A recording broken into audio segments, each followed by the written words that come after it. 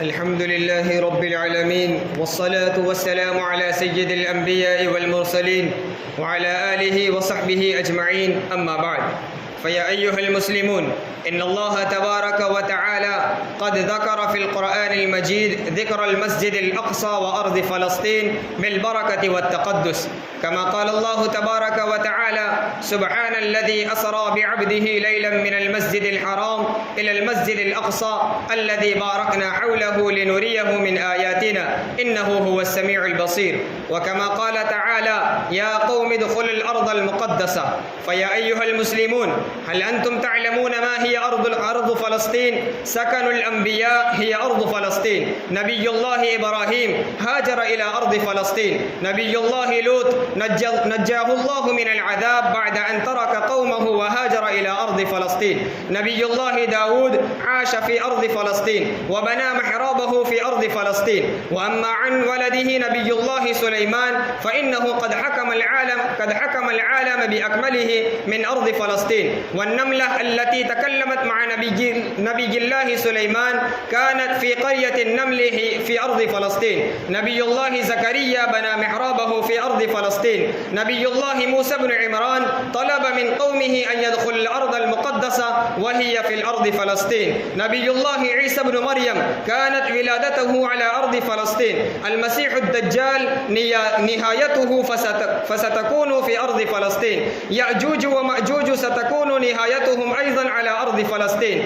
المسجد الأقصى في أرض فلسطين. الصلاة الواحدة في المسجد الأقصى ب500 صلاة وهو أيضا في أرض فلسطين. النبي صلى الله عليه وسلم صلى بكل الأنبياء وهو في أرض فلسطين. وعن النبي صلى الله عليه وسلم عرج بالنبي صلى الله عليه وسلم إلى السماوات العلى من أرض فلسطين. فاعلموا يا أيها الإخوة إن الأوضاع الراهنة التي يمر بها الشعب المسلم الفلسطيني اليوم ليست خافية على أحد. المسلمون محصورون من كل جهات وجوانب.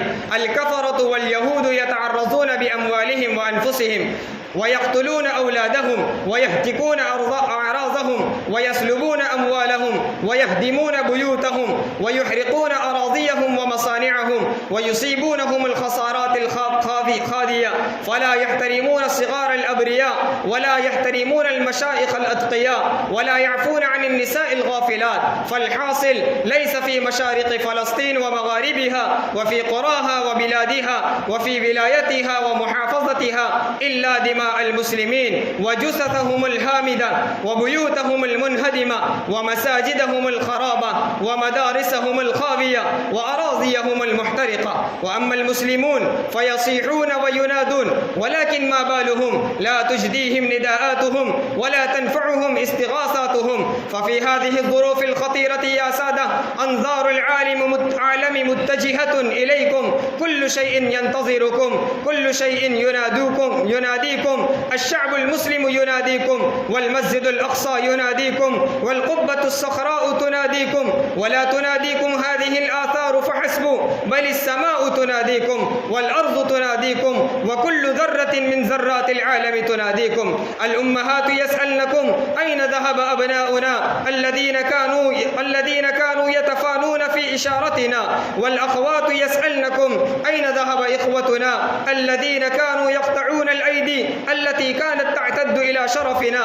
والشيوخ يسألونكم: أين ذهب أبناؤنا الذين كانوا يستهلكون في سبيل مرضاتنا ويحافظون على حرمة لحياتنا البيضاء؟ والصبيان يسألونكم: أين ذهب كبارنا الذين كانوا يخاطرون بأنفسهم في سبيل محبتنا ومودتنا؟ فيا أيها الإخوة، إن لم تسمعوا هذه النداءات فمن يسمعها؟ وإن لم تعينوا المنكوبين فمن يعينهم؟ وإن لم تغيثوا المظلومين فمن يغيثهم؟ وإن لم تنصروهم فمن ينصرهم؟ فهل أنتم تستطيعون أن تجعلوا أصابعكم في آذانكم كي لا تسمعوا نداءاتهم؟ أو تستطيعون أن تغمضوا عيونكم عن عن هذه الحقيقة؟ كلا وألف مرة كلا، لا تستطيعون ذلك. فإذا كان الأمر كذلك فماذا تنتظرون؟ انهضوا وافتحوا عيونكم وأيقظوا مواهبكم الفاطرة، فاخرجوا من زواياكم ومدارسكم ومساجدكم، وانفخوا في المجتمعات الإسلامية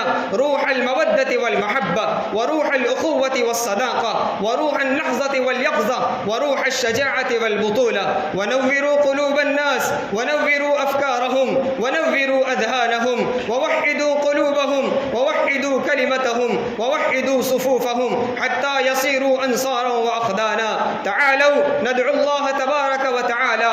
اللهم التف بإخواننا المؤمنين في فلسطين، اللهم ارحم ضعفهم، اللهم اجبر كسرهم، وتول أمرهم، واشف مريضهم، وداوي جريحهم، واسلك قتلاهم في الشهداء والسعداء. اللهم إنك قلت في كتابك المبين، وأنت أصدق القائلين: إن الله يدافع عن الذين آمنوا.